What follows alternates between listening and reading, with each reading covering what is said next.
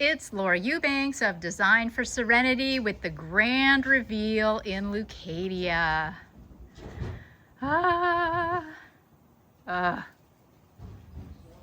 This, I think one of the most amazing things about a grand reveal for me is the visceral lowering of my blood pressure when I look at it. When I look at the finished product as compared to the before, you know, and it's not disparaging necessarily the before, but obviously there were issues, right? Or people wouldn't be calling me. And typically, you know, it doesn't necessarily have to be that a yard is a train wreck. I mean, sometimes it's just not working anymore.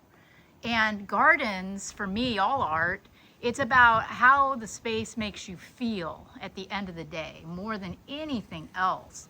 There is so much subjectivity that goes into this process.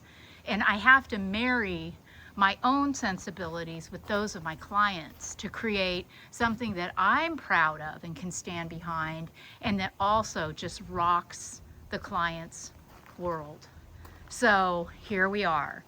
This project, you know, when I came in here, well, first I have clients send me pictures of their yard, and I decide if I'm interested in the project based on what's there, what's the borrowed landscape, how many trees am I dealing with, you know, yada yada. And then, you know, I decide, and the decision is based for me too on a feeling.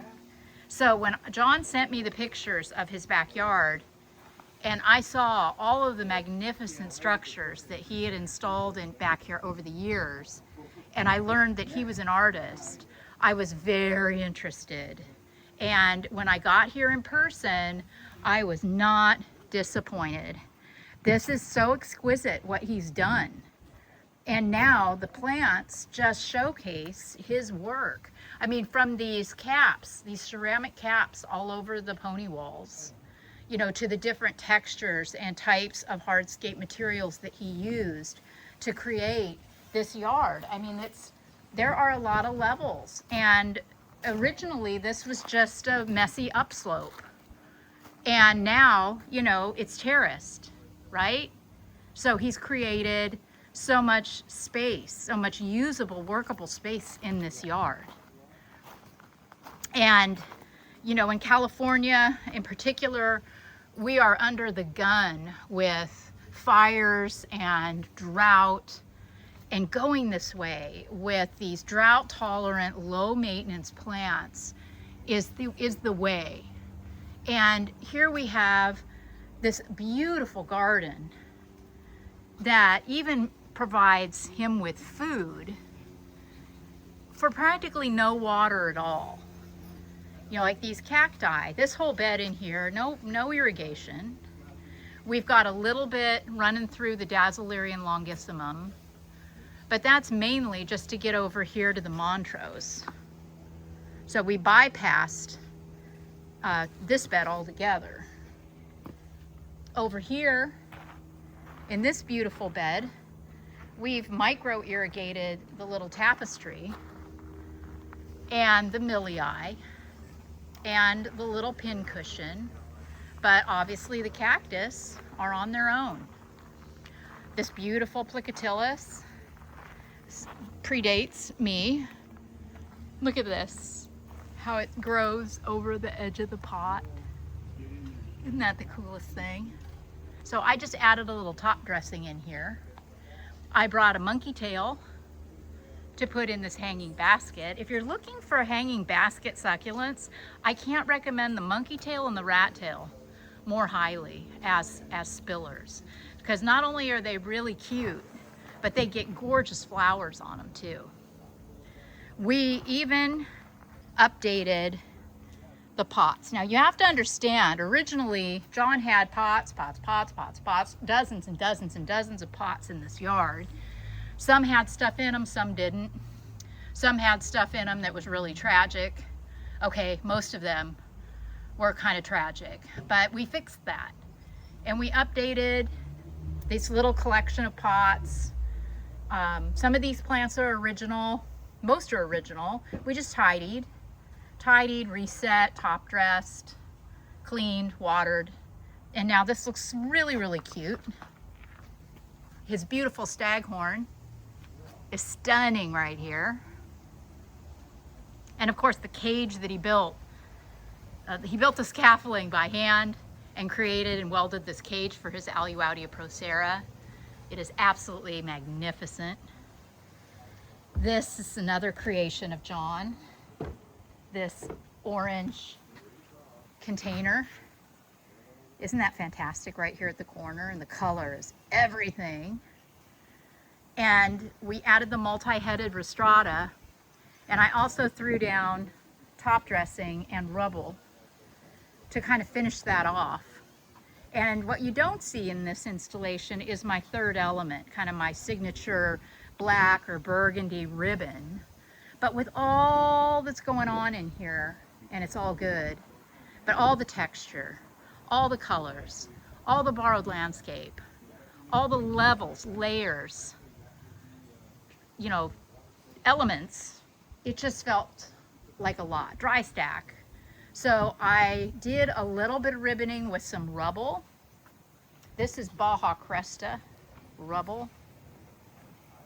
And it did the trick. It gave us that kind of third dimension without looking contrived, which in this particular presentation, with this client's specific sensibilities, I just decided against it. And I'm loving the clean elegance of this installation.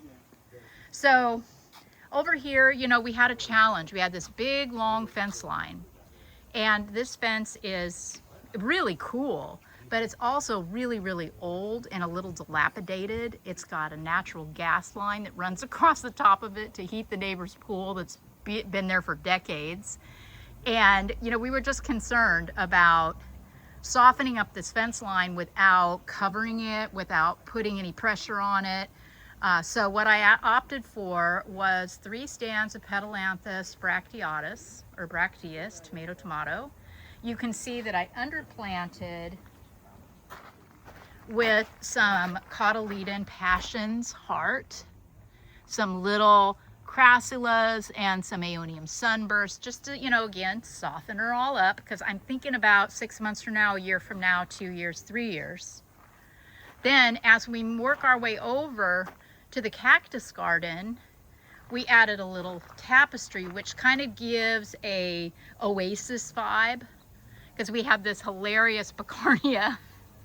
This was in the back corner of the garden, way back there, growing in the shade, and that is why it is so etiolated and a little sparse on top. But it is loving its new home, and it will flourish in this spot right here. Then we've got the beautiful, beautiful columnar cacti from Western Cactus, and these gorgeous little mammillaria clumps from Matt Jones. And boom, you know, it just, this incredible little corner here. Then up top side, underneath this shoestring acacia, which I allowed because he loves it, and it is very sculptural. It's also very messy, but he accepts that. We've got just agave attenuata and a few little rubbles to kind of break up the decomposed granite. We went with a darker color of DG, and this is a stabilized DG, so it creates a little bit of a crust. It's still very porous. It's not like concrete. Air will continue to circulate through this, but we have no water here. The acacia has been fine without any water for years, and these attenuatas will also be just fine. This is a very coastal installation. This is in the shade. We do not want to encourage the neighbor's bamboo by adding irrigation. So we only filled in with soil where we had divots, or we had dug holes to repair irrigation lines that broke, because these lines in here feed this part of the garden over here. So even though we don't have any water running under the tree, we still had to make sure that the pipes were intact to carry the water to other areas of the garden where it's needed. Here we have our little Crassula undulata hedge, which I love. And we just put a little mixed cactus arrangement in this pot, which is very, very adorable. I got this little cutie at Western. Just love that. And then another little tapestry here underneath the citrus. And I think the citrus, John has struggled a little with these citrus trees, but I think now that they have friends, they're going to thrive more. All the new little plant friends. How fun, right? So this is the food, and we did double ring these citrus trees. The succulents don't mind the water, they don't need it, but they're okay with it. Then of course, here's another perspective of the Dazzlerian longissimum, kind of the back side of the garden as you're looking from the back. Over here in the island, we have a David Verity aloe, which are pretty rare, pretty hard to come by here in Southern California. We have Hans Birch grandiflorus, the big flying saucer dinner plate flowers that will be yellow and I believe red or orange. We have a beautiful aloe Bainesii, another Myrtillo cactus crest, a little bit of softness here with some Portulacaria minima, a really cool totem, the balloon cactus. So, you know, all tote, we don't have a whole lot of plants in this bed, but we don't need a whole lot of plants in the bed. The things that are in here are really, really steal the show. So, yeah, that's it, guys. That's a wrap here in Leucadia. Next week, you will find us back in Lake San Marcos, where we will be doing the backyard. And that's going to be a 2-week project, so it's going to be a big one. I have some absolutely amazing one-of-a-kind plants coming in for that project, so you will not want to miss. In the meantime, thank you everybody for your encouragement, your kindness, your comments, for sharing. All y'all are doing such a great job of sharing these videos with other friends that you know, people that love gardening, and you know, for subscribing so that we can reach more folks. This has been Laura Eubanks with Team DFS with your grand reveal in Leucadia. Bye, guys.